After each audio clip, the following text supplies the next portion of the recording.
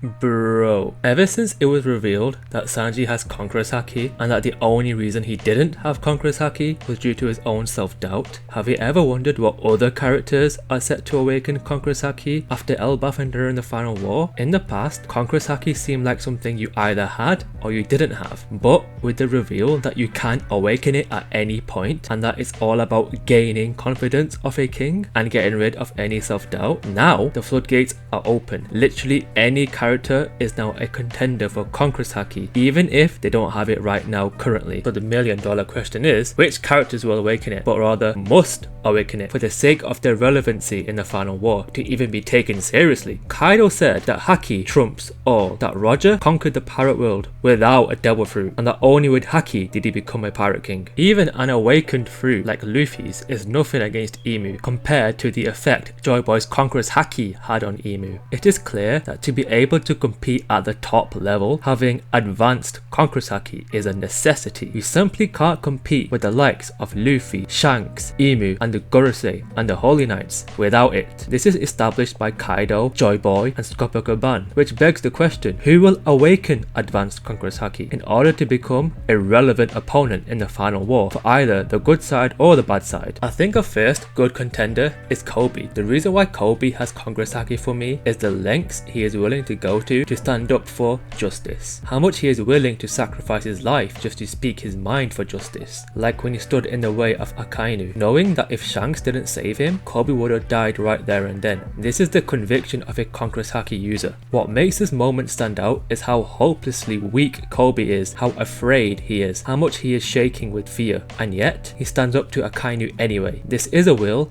that transcends and reaches the height of a king. We have also seen this exact same thing when he stands up to Alvida. The reason Koby does this is because he is embodying what Luffy taught him. Luffy taught him that it doesn't matter if you die for your dream, because it's about the journey itself, not about whether you achieve your dream or not. Luffy smiled on the execution stand because he lived a fulfilled life, because he chased his dream. It's the same here. Koby chased his dream, so he didn't mind dying. He died for something he believed in, which is justice. That's why he has Conquerors Haki. If Luffy has Conquerors Haki, Koby has Conquerors Haki. And just like Sanji, if Conquerors Haki can awaken when someone finally breaks through their own self-doubt, then Koby's entire character arc has been building towards that moment. The core of his character is this: I am scared, I am weak, I am as small as an ant, but I am still going to stand up to a literal giant elephant. That's Koby. And that's why during Koby's honesty impact, I genuinely believe during that moment he used advanced Conquerors Haki, and we are just waiting to get that confirmation during the final war. Plus, if Koby says he wants to stop Luffy from achieving his dream, then he would at least need advanced Conquerors Haki to even compete with him, let alone stop him. So for me, Koby 100% has Conquerors Haki. Speaking of people who will fight Luffy, if Akainu is one of those people, then honestly, even without explaining why Akainu symbolically would have Conquerors Haki, he would need to awaken it by necessity, since Luffy himself has advanced Conquerors Haki, and as Kaido said it, devil fruits can only get you so far. Haki trumps all. Haki trumps everything. Roger never needed a fruit. Akainu simply can't rely on his fruit to beat Luffy. So if Luffy does fight Akainu to get revenge for Ace, to even make Akainu a worthy opponent, he would need advanced Conquerors Haki to get that power boost. But even putting that aside, one of the biggest reasons I think Akainu could have Conquerors Haki is actually the way he interacts with the Gorosei. Think about who the Gorosei are. These are the people sitting at the absolute top of the world government besides Emu. He argues with them, he challenges them, he gets angry when they question his decisions. This is important because Akainu's entire character is built around one thing: his own sense of justice. Akainu doesn't simply follow absolute justice because the world government told him to. No, he genuinely believes that his interpretation of justice is the correct one, above the world government, and he is willing to impose this belief on everyone around him. Making the world bend to his will is exactly what a Conqueror Haki user does. Now this might be a hot take, but I think Smoker 100% has Conquerors Haki, because his entire character revolves around one thing: defying authority, and a king refuses to bow down. Look at Alabasta. Smoker could have taken the credit for Crocodile's defeat, he could have been portrayed as a hero, but he refused.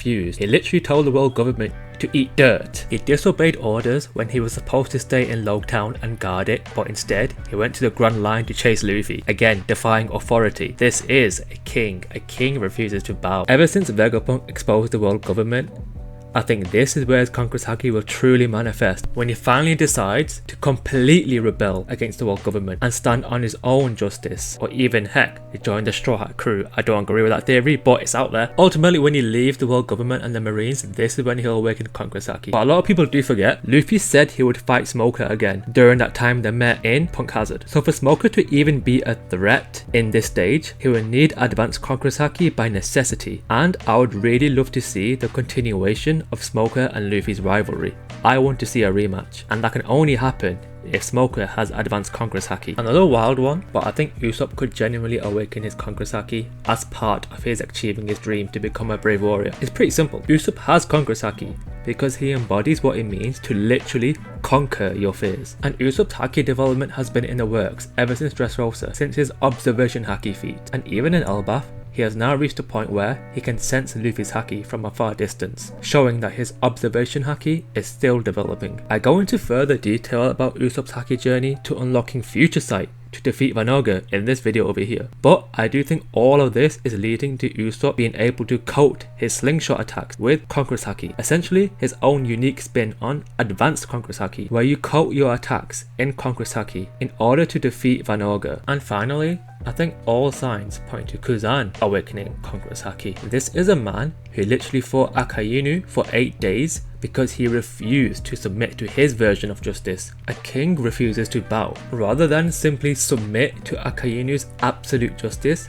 he instead walked away. He chose his own path, and that is exactly what makes Kuzan such an interesting potential Conquerors Haki user. And just because he was willing to submit to the world government before, like during the Ohara incident, that doesn't mean he can't awaken Conquerors Haki now that he, in his own words, is now living life on his own terms. Just like the Sanji incident, you can awaken it based on your mentality. It's never too late to awaken Conquerors Haki, even if you didn't have it before. And this is why I think Kuzan's final matchup will be somebody who is a complete contrast to him. Kizaru. Kizaru is Kuzan if Kuzan was an NPC. Kizaru is a self-proclaimed cog in the wheel, and that's why I think their fight could represent something much bigger than just two former admirals fighting each other. It could be a symbolic battle between blind obedience and an individual will that broke free from blind obedience. The fact that Kuzan broke free from the world government embodies rebellion, embodies defying authority, embodies a king that refuses to bow, whereas Kizaru is willing to kill his friends